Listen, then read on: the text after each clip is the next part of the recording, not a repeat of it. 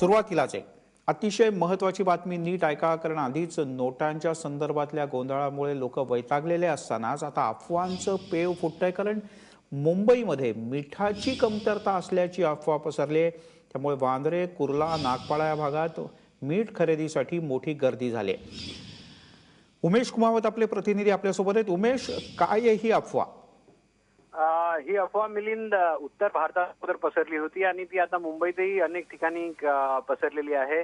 वांद्रे आहे, कुर्ला परिसरात त्यासाठी रांगा लागल्या होत्या मिठाच्या खरेदीसाठी. अफवा अशी होती की मिठाची कमतरता आहे आणि मिठाची किंमत ही 300 रुपये किलो ते 600 रुपये किलो होणार आहे.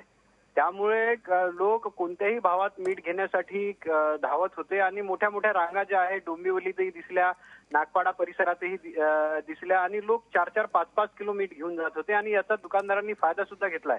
अनेक ठिकाणी दुकानदारांनी जे मीठ आहे ते 200 ते 300 रुपये किलोने विकलं आहे आणि नंतर मीठ संपल्यामुळे हे दुकानदार दुकानाला टाळं लावून निघूनही गेले. तर ही जी अफवा आहे ही उत्तर भारतातून आली. उत्तर प्रदेशात, त्यानंतर दिल्लीमध्ये, उत्तराखंडमध्ये आज अफवा पसरली आणि अनेक ठिकाणी जे आहे अफवा पसरवणाऱ्यांना अटक देखील झाली आहे उत्तर प्रदेशात. बरोबर आहे. उमेश, आपल्यासोबत सुधीर मुनगंटीवार आहेत, अर्थमंत्री आहेत, ज्येष्ठ मंत्री आहेत राज्यातले. मुनगंटीवार जी, खरंच अशी काही स्थिती आहे का? जर का अशी स्थिती नसेल, ही अफवा असेल, तर राज्य सरकार काय करणार आहे? नाही, ही अफवा आहे, शुद्धपणे अफवा आहे. कुठेही मिठाची टंचाई असण्याची दूरपर्यंत शक्यताच नाही आणि मुंबईमध्ये तर मिठाची टंचाई असण्याची सुतराम शक्यता नाही. आता प्रश्न असा आहे की काही दहशतवादी, आतंकवादी यांच्या नकली नोटा जेव्हा देशात येऊ शकल्या नाही, तर अशा पद्धतीची काही कृत्य सुरू आहे असं वाटावं, अशी ही अफवा आहे. आता या संदर्भात राज्य सरकार निश्चितपणे अफवा पसरवणाऱ्यावर कारवाई करेल. पण या अगोदर आपण जे विषय या माध्यमातून जनतेपर्यंत पोहोचवत आहात, मी एबीपी माझाला धन्यवाद देईल की आपण एक उत्तम काम करत आहात. मी आपल्या माध्यमातून लोकांना आवाहन करेन की उघडा डोळे बघा नीट.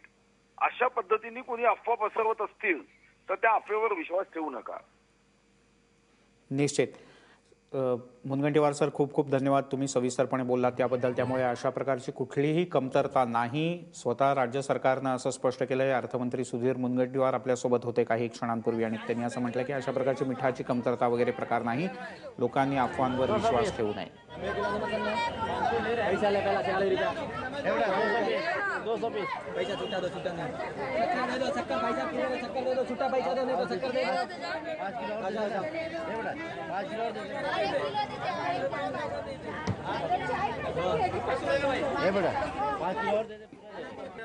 कैसा किलो लिया?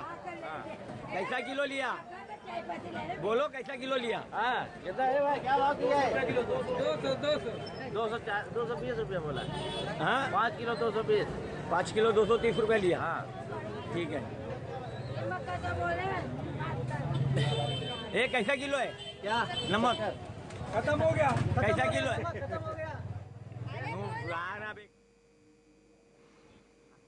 अरे उसमें बताने में क्या है?